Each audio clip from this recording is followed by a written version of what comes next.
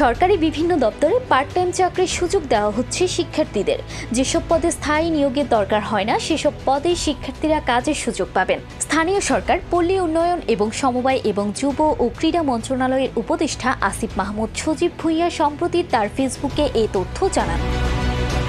উপদেষ্টা আসিফ মাহমুদ সজীব ভুঁইয়ার verified Facebook আইডিতে এক পোস্টে বলা হয়েছে, আমরা সরকারের বিভিন্ন অফিসে পার্ট টাইম চাকরিতে নিয়োগ দিতে চাই শিক্ষার্থীদের। পোস্টে আরও বলা হয়, পার্ট টাইমে নিয়োগ দিলে সরকারের ব্যয়ও কমবে, শিক্ষার্থীদের আর্থিক সচ্ছলতাও আসবে।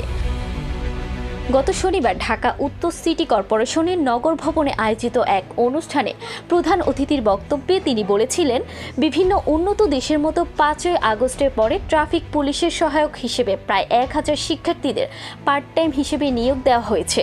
অনুরূপভাবে আমরা সরকারের বিভিন্ন অফিসে পার্ট টাইম চাকরির নিয়োগ দিতে চাই শিক্ষার্থীদের।